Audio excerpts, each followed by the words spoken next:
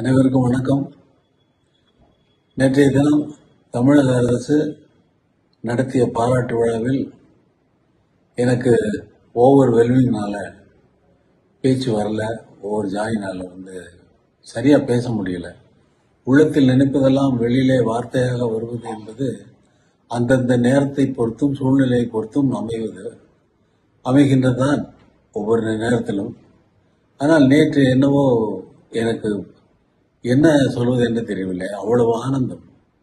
ஒரு பாராட்டு விழாவை இவ்வளவு சிறப்பாக ஒரு முதல்வர், ஒரு அரசு எந்த முனைப்பெடுத்து எல்லோரும் அரசு சார்ந்த எல்லா அமைச்சர்களும் எல்லா சீஃப் செக்ரட்டரியிலிருந்து அவ்வளவு பேரும் இன்வால்வ் ஆயிட்டு அதை கொண்டு செலுத்தினது ரொம்ப என்னால் நம்ப முடியாத ஒரு சூழ்நிலையின் காரணமாக தான் எனக்கு ஓவர்வெல்மிங்கில் சரியான பேச்சு வரல. நான் கூட முதல்வரை கேட்டேன், எதுக்காக மேல இதை பண்றீங்க அப்படின்னு சொல்லி. அது பல பேர் பல விதமா நினைக்கலாம். அதுக்கு என்ன காரணம்? இவ்வளவு அன்பு செலுத்துவதற்கு நான் என்ன செய்தேன் என்பது நான் போட்ட இசையா இருக்கலாம். அது வேற சமாச்சாரம். அது அவர் தான் சொல்ல முடியும். அதனால எனக்கு நான் இதையெல்லாம் எதிர்பார்க்கிறவன் அல்ல. அப்படிப்பட்ட ஒருவனுக்கு பாராட்டு விழா நடத்துவது என்பது இந்த சிம்பனியின் சிகரம் தொட்டதால் தான் அவர் அந்த பாராட்டு விழாவை அதை மிகவும் மிகவும் முக்கியமாக கருதி இருக்கிறார் என்பது இப்பொழுது எனக்கு புரிகிறது.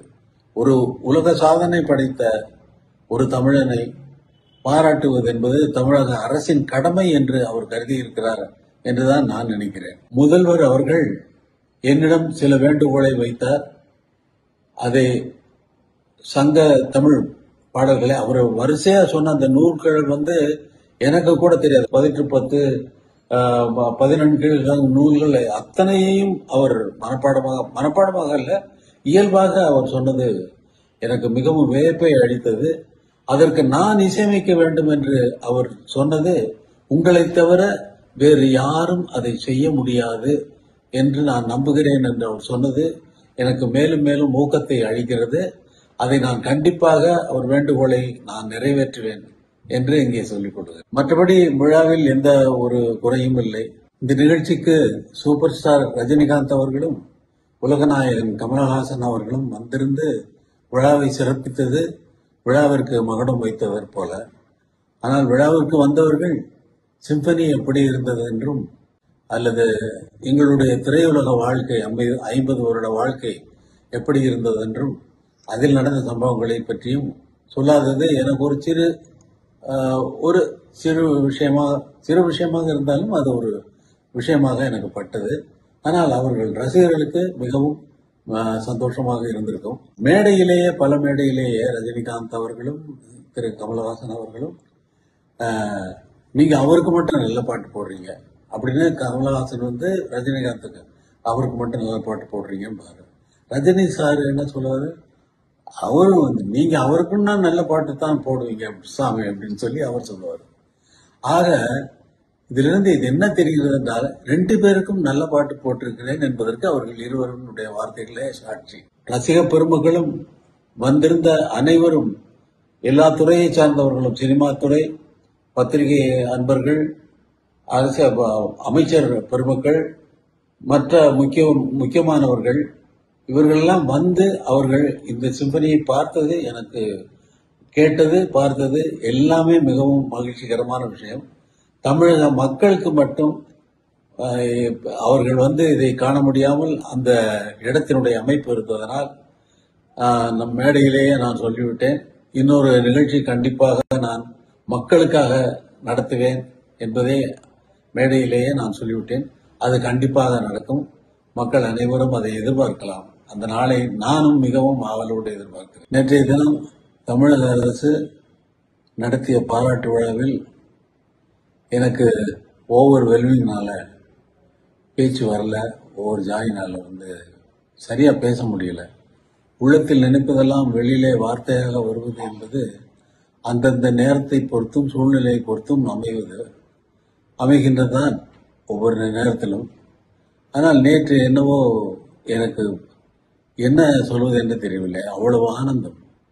ஒரு பாராட்டு விழாவை இவ்வளவு சிறப்பாக ஒரு முதல்வர், ஒரு அரசு என்று முனைப்பெடுத்து எல்லோரும் அரசு சார்ந்த எல்லா அமைச்சர்களும் எல்லா சீஃப் செக்ரட்டரியிலேருந்து அவ்வளவு பேரும் இன்வால்வ் ஆயிட்டு அதை கொண்டு செலுத்தினது வந்து ரொம்ப என்னால் நம்ப முடியாத ஒரு சூழ்நிலையின் காரணமாக தான் எனக்கு ஓவர் வெல்மிங்கில் வந்து சரியான பேச்சு வரல.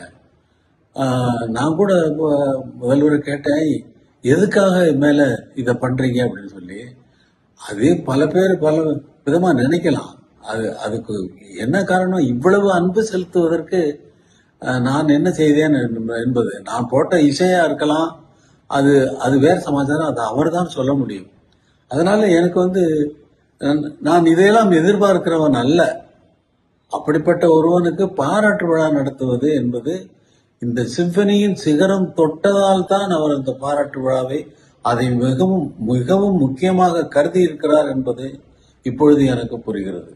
ஒரு உலக சாதனை படைத்த ஒரு தமிழனை பாராட்டுவது என்பது தமிழக அரசின் கடமை என்று அவர் கருதி இருக்கிறார் என்றுதான் நான் நினைக்கிறேன். முதல்வர் அவர்கள் என்னிடம் சில வேண்டுகோளை வைத்தார்.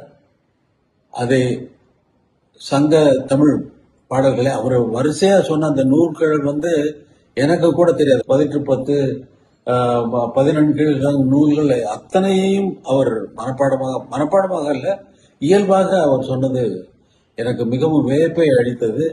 அதற்கு நான் இசையமைக்க வேண்டும் என்று அவர் சொன்னது, உங்களை தவிர வேறு யாரும் அதை செய்ய முடியாது என்று நான் நம்புகிறேன் என்று அவர் சொன்னது எனக்கு மேலும் மேலும் ஊக்கத்தை அளிக்கிறது.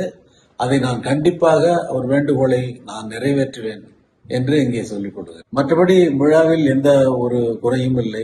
இந்த நிகழ்ச்சிக்கு சூப்பர் ஸ்டார் ரஜினிகாந்த் அவர்களும் உலகநாயகன் கமலஹாசன் அவர்களும் வந்திருந்து விழாவை சிறப்பித்தது விழாவிற்கு மகுடம் வைத்தவர் போல. ஆனால் விழாவிற்கு வந்தவர்கள் சிம்பனி எப்படி இருந்தது என்றும், அல்லது எங்களுடைய திரையுலக வாழ்க்கை 50 வருட வாழ்க்கை எப்படி இருந்தது என்றும், அதில் நடந்த சம்பவங்களை பற்றியும் சொல்லாதது எனக்கு ஒரு சிறு விஷயமாக இருந்தாலும் அது ஒரு விஷயமாக எனக்கு பட்டது. ஆனால் அவர்கள் ரசிகர்களுக்கு மிகவும் சந்தோஷமாக இருந்திருக்கும். பல மேடையிலேயே ரஜினிகாந்த் அவர்களும் திரு கமலஹாசன் அவர்களும் நீங்க அவருக்கு மட்டும் நல்ல பாட்டு போடுறீங்க அப்படின்னு, கமலஹாசன் வந்து ரஜினிகாந்துக்கு அவருக்கு மட்டும் நல்ல பாட்டு போடுறீங்கன்னு பாரு. ரஜினி சார் என்ன சொல்லுவாரு, அவரும் வந்து நீங்க அவருக்குன்னா நல்ல பாட்டு தான் போடுவீங்க சாமி அப்படின்னு சொல்லி அவர் சொல்லுவார்.